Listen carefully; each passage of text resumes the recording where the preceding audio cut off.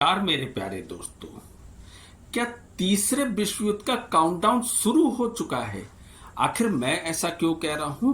क्योंकि अभी कुछ दिन पहले पहलगांव हमले के बाद भारत और पाकिस्तान के बीच जो 3 दिन का एक छोटा सा युद्ध हुआ था, उसके बाद पूरी दुनिया में हथियारों की होड़ सी लग चुकी है। पूरी दुनिया अपनी सैन्य ताकत बढ़ाने पर लगी हुई है। और जैसे 1939 में द्वितीय विश्व युद्ध के बाद पूरा विश्व समुदाय जो है वो दो धड़ों में बंट गया था। जैसे एक धड़ा जो था वो अमेरिका के पक्ष में था और दूसरा धड़ा जो था वो सोवियत यूनियन के पक्ष में था। सेम सिचुएशन आज भी वैसी बन रही है, बस केवल आज स्थान बदल चुका है।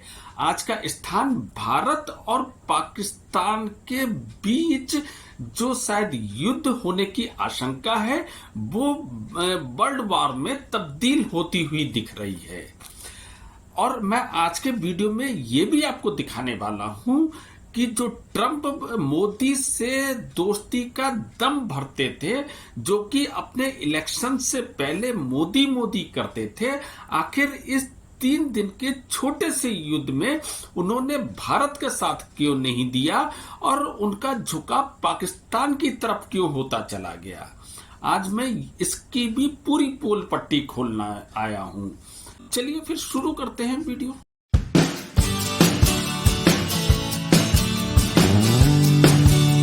नमस्कार मेरे प्यारे दोस्तों। भारत और पाकिस्तान के बीच जो युद्ध विराम इस वक्त चल रहा है, या ये कहें कि जो इस समय सन्नाटा व्याप्त है, वो एक बहुत बड़े तूफान की तरफ इशारा कर रहा है। ऐसा क्यों आपको लग रहा है, या मुझे ऐसा क्यों लग रहा है? क्योंकि आपने देखा होगा कि भारत और पाकिस्तान के बीच 3 दिन युद्ध के बाद पूरी दुनिया में हथियारों की होड़ सी लग गई है। पूरी दुनिया अपनी सैन्य ताकत को लगातार बढ़ाने पे लगी हुई है और जिस तरीके से देश एक दूसरे के समर्थन में आते चले जा रहे हैं, जैसे आपने देखा होगा कि इस युद्ध के दौरान खुले रूप में चाइना हो गया, टर्की हो गया, अजरबैजान ने खुले तौर पर पाकिस्तान का समर्थन करा है।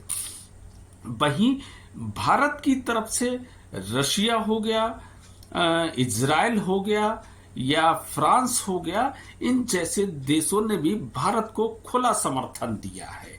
इसी तरीके से और दूसरे देश भी इसी पसोपेश में फंसे हुए हैं कि अगर भारत और पाकिस्तान के बीच में युद्ध होता है तो उनकी क्या पोजीशन रहेगी। ये सोच रहे होंगे कि भारत और पाकिस्तान का युद्ध तीसरे विश्व युद्ध को कैसे शुरू कर सकता है, जबकि बहुत सारे एक्सपर्ट कह रहे थे कि जब रशिया और यूक्रेन का युद्ध हुआ था ये विश्व युद्ध में तब्दील हो सकता है, लेकिन वो तो विश्व युद्ध में तब्दील नहीं हुआ। इसी तरीके से इजराइल और हमास के बीच में जो युद्ध शुरू हुआ था तब भी सबने कहा था कि ये विश्व युद्ध का रूप धारण कर सकता है, लेकिन वो भी विश्व युद्ध में तब्दील नहीं हुआ। तो भारत और पाकिस्तान का युद्ध ही तीसरे विश्व युद्ध का रूप धारण क्यों कर सकता है? क्योंकि उन देशों में और इन देशों में बहुत बड़ा अंतर है, क्योंकि ये दोनों देश ही न्यूक्लियर संपन्न देश हैं, दोनों के पास परमाणु क्षमता है। तो आप समझ सकते हैं कि अगर दो परमाणु संपन्न देशों के बीच में अगर युद्ध होता है, और जो कि होना ही है, तो कोई भी देश कितना भी कह ले कि मैं अपने परमाणु शस्त्र का उपयोग नहीं करूंगा, अपने परंपरागत हथियारों से ही युद्ध लड़ूंगा, लेकिन जब उस देश पर ये स्थिति बन आएगी कि वो पूरा देश ये एक तरीके से हार के कगार पे चला जाएगा या उसे अपना देश खत्म होता हुआ दिखाई देगा, तो कोई देश कितनी देर तक अपने उन परमाणु हथियारों को संभाल के रख सकता है? कहीं ना कहीं उससे अपनी नीति को छोड़ना पड़ेगा, उन परमाणु शस्त्रों का इस्तेमाल करना पड़ेगा। और जब इस समय अगर परमाणु अस्त्र चलते हैं तो उससे किसी एक देश का नुकसान नहीं होगा, उससे पूरा विश्व समुदाय प्रभावित होगा। कि द्वितीय विश्व युद्ध के समय जब हिरोशिमा और नागासाकी पर जो एटम बम गिराए गए थे, तो वो मात्र 15 से 20 टन के एटम बम थे। और आज के जो एटम बम हैं उनकी शुरुआत ही 40 से लेके 200 टन की है। यानी उससे कितने ज्यादा शक्तिशाली है। यानी आप ये मान के चलिए कि अगर 200 टन का परमाणु बम किसी देश पे गिराया जाता है, कोई परमाणु बम किसी देश की सीमा तक ही रह पाएगा, उसका असर आसपास के देशों तक भी जाएगा। अगर 200 टन का परमाणु बम गिराया जाता है तो वो एक ऐसा भूकंप भी क्रिएट कर सकता है जिससे पूरी दुनिया हिल सकती है। इतनी ऊर्जा निकलेगी, पूरी दुनिया में इतनी गर्मी बढ़ चुकी होगी, पूरी प्रकृति का संतुलन तक हिल सकता है। तो ये इतना खतरनाक ये तीसरा विश्व युद्ध हो सकता है जिससे पूरी दुनिया ही तबाह हो सकती है। क्योंकि आज के जो परंपरागत हथियार भी है वो खुद अपने आप में बहुत शक्तिशाली हैं। और मैं क्यों कह रहा हूं कि तीसरा विश्व युद्ध हो सकता है, भारत और पाकिस्तान के बीच में युद्ध होना है ये लगभग तय हो चुका है। और क्या चाइना ये चाहेगा कि भारत सीधे सीधे पाकिस्तान को हरा के उस पर कब्जा कर ले या उस पर अपना अधिकार कर ले या उससे पाक अधिकृत कश्मीर छीन ले?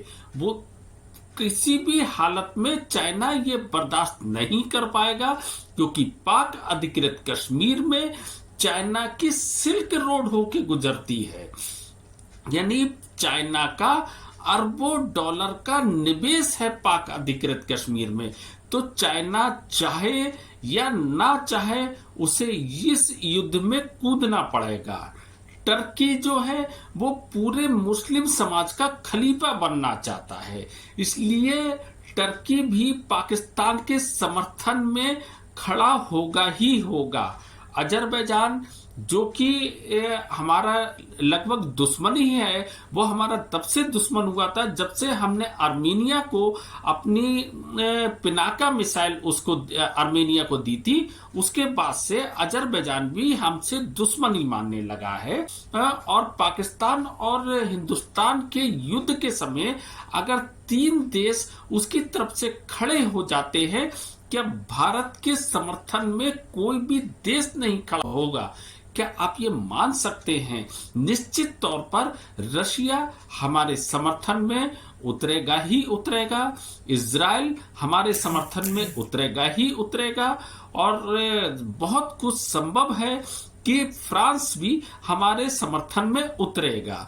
जब इसी तरीके के सारे देशों के एक दूसरे के साथ में हित जुड़े हुए होते हैं, जब एक दूसरे देशों के साथ में हित जुड़े होते हैं तो वो अपने सपोर्टर देश का साथ देता है, प्रत्यक्ष रूप से या अप्रत्यक्ष रूप से।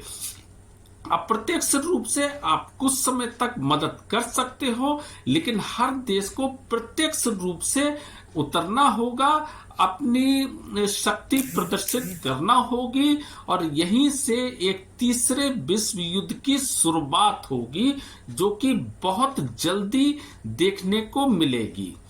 अब दूसरी बात रही कि मैं ये क्यों कह रहा था कि इस समय ट्रंप ने भारत से अपनी दोस्ती नहीं निभाई या मोदी से अपनी दोस्ती नहीं निभाई, बल्कि वो पाकिस्तान के समर्थन में उनका झुकाव देखा गया। उसकी सबसे बड़ी वजह ये है कि ट्रंप ने राष्ट्रपति की शपथ के कुछ समय बाद ही भारत को सीधे सीधे F-35 जो कि 5th जनरेशन का प्लेन है उसे खरीदने का प्रस्ताव रखा था, जो कि वो बहुत कम देशों को अपना ये फाइटर प्लेन देता है। लेकिन भारत ने F-35 जैसे प्लेन में कोई रुचि ही नहीं दिखाई। उल्टा जब 3 दिन का जो भारत और पाकिस्तान के बीच जो युद्ध हुआ था, उसने तुरंत अटेंडम फ्रांस को 26 राफेल का ऑर्डर दे दिया, ना कि F-35 के विषय में कोई टीका टिप्पणी तक नहीं की। और अब तो खबर ये आ रही है कि भारत का अंदरूनी चोरी छुपे Su-57 जो कि रसिया का 5th श्रेणी का फाइटर प्लेन है, उसकी डील लगभग फाइनल हो चुकी है। तो और उसके अलावा अमेरिका को कहीं ना कहीं युद्ध के बीच में इस समय 3 दिन के युद्ध में इसलिए भी पड़ना जरूरी हो गया था क्योंकि पाकिस्तान के पास F-16 फाइटर प्लेन है जो कि अमेरिका के प्लेन है, और जिस तरीके से इस समय भारत की आक्रामकता थी, जिस तरीके से भारत के पास जो आधुनिक मिसाइलें हैं, वो किसी भी परिस्थिति में या किसी बहुत आसानी से F-16 को मार गिरा सकती थी। अगर पाकिस्तान F-16 का यूज करता, अगर ये लड़ाई बढ़ती तो निश्चित तौर पर वो F-16 का यूज करता, और जब अमेरिका के F-16 फाइटर प्लेन उसमें एक कागज के तिनके की तरह जब गिरना शुरू होते, तो क्या समझते हैं आपकी पूरी दुनिया में जो कि अमेरिका हथियारों की एक होड़ लगाए रखता है, एक बहुत बड़ी उसकी मार्केट है पूरी दुनिया में, उसकी मार्केट पे कितना बुरा असर पड़ता कि भारत ने F-16 को कागजी हवाई जहाज की तरह उड़ा के फेंक दिया। तो अमेरिका का ये भी एक बहुत बड़ा डर था। हमने रशिया से जो S-400 एयर डिफेंस सिस्टम लिया था, वो बहुत ही अच्छी तरीके से युद्ध के दौरान अपना कार्य कर रहा था।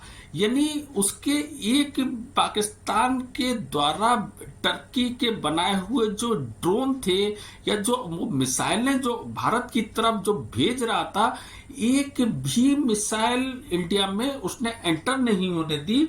और S-400 है, और जो आकाश एयर डिफेंस सिस्टम हमारा है जो कि मेक इन इंडिया है, उसने वहीं पर उसी की सीमा के अंदर उसके सारे ड्रोन और मिसाइलों को मार के गिरा दिया। यानी अमेरिका इस बात से भी चिढ़ रहा था कि उसके जो हथियार हैं वो कहीं ना कहीं बेकार साबित हो रहे हैं, और जो रशिया जो उसका सबसे बड़ा कंपटीटर है या सबसे बड़ा जो उसका दुश्मन देश है, उसके हथियारों की पूरी दुनिया में वाहवाही हो रही है, पूरी दुनिया में उसकी लोकप्रियता बढ़ रही है कि जो S-400 है वो बहुत ही आधुनिक उच्च श्रेणी का ये डिफेंस सिस्टम है। और जो राफेल है जो कि फ्रांस का 4.5 जनरेशन का प्लेन है, उसकी जो पॉपुलैरिटी थी वो कहीं ज्यादा पूरी दुनिया में बढ़ने लगी। तो आपने देखा होगा कि इस 3 दिन के युद्ध के दौरान जो अमेरिका का जो अपना बाजार है हथियारों का, उसके शेयर बहुत तेजी से डाउन हुए। चाइना के तो उससे भी ज्यादा शेयर डाउन होते चले गए, क्योंकि जो चाइना का एयर डिफेंस सिस्टम है वो तो ऐसा लग रहा था कि कोई कुंभकर्ण की नींद में सो रहा था।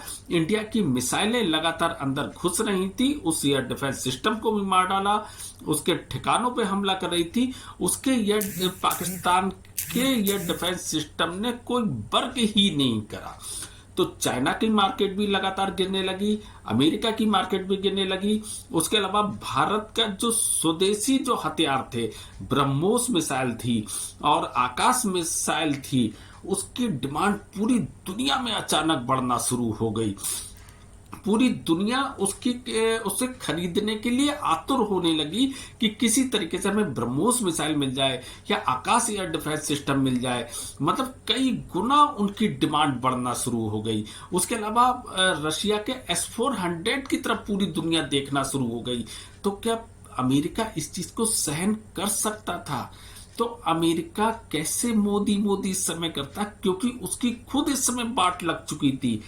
तो अब तो हमारे पास राफेल थे, और इस लड़ाई में सुखोई MKI-30 भी लड़ता, और मतलब इस समय तो बेहतरीन हथियार भारत के पास थे। भारत के पास फॉरेन पैसों की कमी नहीं थी, फॉरेन रिजर्व भरा हुआ था। तो अमेरिका कैसे चाहेगा कि ये पूर्ण युद्ध में, ये छोटा सा युद्ध अगर पूर्ण युद्ध में बदल जाता वो, और इंडिया अगर पाकिस्तान को पूरी तरीके से हरा देता, तो भारत की पूरी दुनिया में कितनी साख बढ़ जाती। मतलब आपने देखा होगा कि एक रशिया जैसा इतना बड़ा देश एक छोटे से यूक्रेन को नहीं हरा पाया। ऐसे ही इज़राइल जो कि इतना आक्रामक देश है, वो एक आतंकवादी संगठन हमास से लड़ रहा है, उसे भी एक साल से ऊपर हो गया, उसे भी वो खत्म नहीं कर पाया है। और इंडिया ने 3 दिन में ये साबित कर दिया था कि पाकिस्तान को शायद अगर ये युद्ध 8 या 10 दिन और चल जाता तो पाकिस्तान को पूरी तरीके से हरा के खत्म कर देता वो। तो पूरी दुनिया में कितनी नामवरी भारत की हो जा सकती थी। एक तरीके से वो सुपर पावर की रेस में खड़ा हो जाता। जो थ्रेट जो अमेरिका को चाइना से रहता है, कहीं ना कहीं वो थ्रेट इंडिया के साथ भी खड़ा हो जाता है कि इतना बड़ा पूरी दुनिया में भारत के हथियारों की ऐसी डिमांड बढ़ जाती।